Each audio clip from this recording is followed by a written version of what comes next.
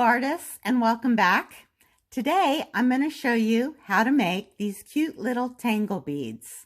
I'm going to show you how to make Lampwork tangle beads out of glass stringers, and at the end of the video I'm going to show you how to make polymer clay tangle beads. So let's get started. So before we get started, I want to talk to you all about the type of stringers I use to make these tangle beads. I buy my stringers from my glass supplier, and they're already pre-made. Let's see if I can show you this one here. This is my white. I believe the diameter of the stringer is 1 to 2 millimeters. So for this particular bead, you really want to use a thick stringer because you want some weight and some beef behind the stringers so that they don't pop off or they don't crack or they don't fracture if someone drops them on the floor.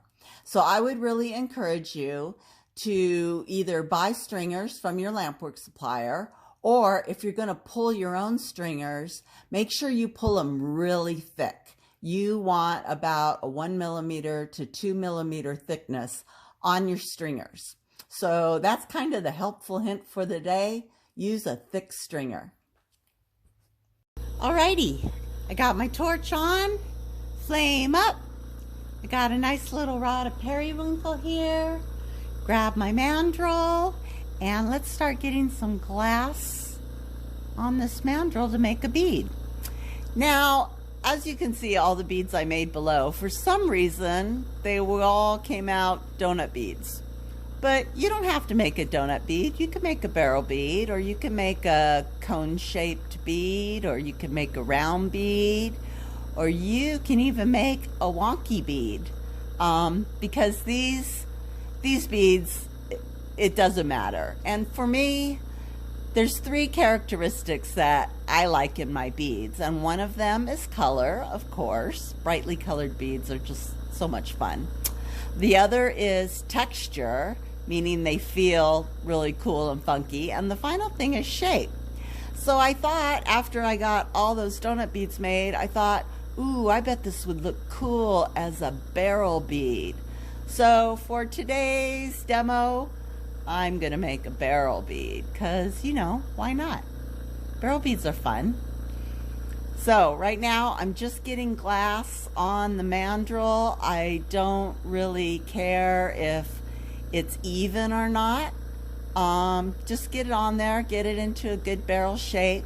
My main reason that I do take care of the ends when I first make the bead, I find that if you pay attention to where those holes are in the mandrel right when you get started, it just makes the holes come out smooth and even and no sharp edges. So I do take a little care of laying that first layer of glass down, trying to get it even so that the holes come out nice and smooth.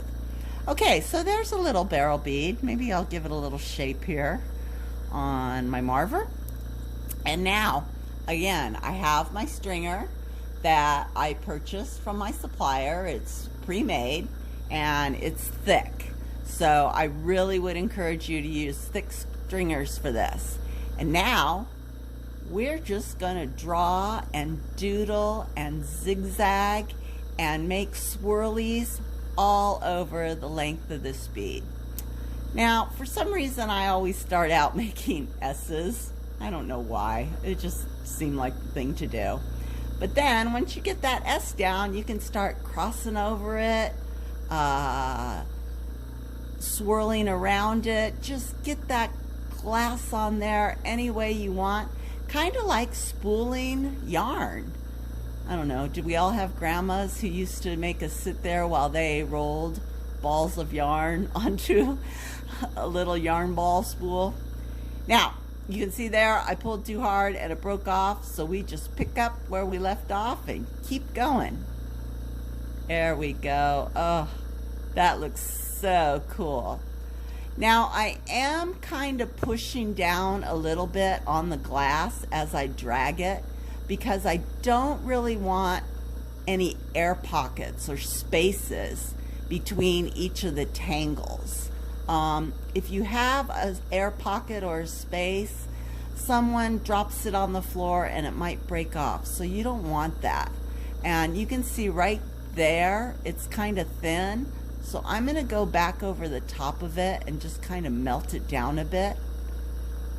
I'm also going to show you in the next little segment how I do quality control on these beads, because I do inspect them once they're done. And that is the geek engineer in me talking inspection, quality control. All right, that looks kind of cool. I got tangles on it. So I will be back with a little note on inspection.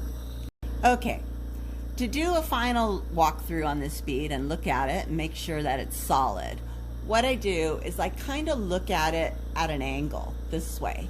I got my little dental tool here. And what I'm looking for is any spaces between the little tangles. And if you have a space, you're gonna want to press it down a bit. Go ahead, heat it up, use whatever marver you have, and just press it in so that, again, you don't have any little pieces sticking out or sticking up, or pieces that might break off if you drop the bead on the ground. So that's kind of my little inspection tip. This one looks really solid. I'm going to stick it in the kiln and we're going to move on. That's kind of it, you guys. It's a really easy bead to make. I hope you have fun. Bye. Alrighty, so here we go with our little polymer clay segment. I'm on a Facebook group where we have lampworkers and we have polymer clay artists. And I thought, you know, a lot of these techniques that I use to make lampwork beads would completely transfer over to polymer clay beads. So I didn't want to leave anyone out of these videos. And I also wanted to say thanks to the polymer clay artists for inspiring me to get back into clay. Before there was glass, there was clay. It's a lot of fun. So I'm glad to be back. Here's some examples of my polymer clay tangle beads. And you can tell that I haven't worked with clay in a while because I totally burnt my beads in the oven. So don't do that because it smells really bad when you burn polymer clay. But anyways, these are my examples that I wanted to share with you. Now, what I have is just a real simple ball of red here. And I made my little polymer clay noodles, worms, stringers, two ways. I have an extruder that I bought. I think it was Michael's or Hobby Lobby or someone like that. Use the coupon. So you all know what I'm talking about. So I extruded one noodle and it was a pain in the neck. I think I would much rather just roll out my noodles by hand because it doesn't require as much muscles as the extruders require. I was really tired after extruding all these little noodles. Anyway, the technique is the same as it is in Lampwork. Take your noodle, stick it on the little ball, and start winding it up like a little spool of yarn and zigzag around. Again, I do press it down, and here's a good example of the space I was talking about in the Lampwork bead. You can see that space there right between those two noodle parts. You want to push that down. You want to push it down in your clay beads. You want to push it down in your Lampwork beads. So when you're doing that, just give it a little press. Flop it around, and you can put as much clay on here as you want. It's starting to look a little bit tangly, but I think I want more because, you know, go big or go home, right? So here we go. I'm going to take that second noodle. I'm going to wrap it around. If it breaks, just pick it up and keep going. Press it in there. Oh, God, this is starting to look cool. Check it out. Here's a little bare spot here. Put some clay in there, keep it going, press in the little air pockets. Oh man, this looks so cool. There you go, I'm gonna stop there. You guys get the general idea. Anyways, there we go, smooth it out, stick it in the oven, bake it per the directions, not per me, and you will get some really awesome beads. All right, guys, thanks for hanging with me. Hope you liked this video, and I will see you next time. Bye.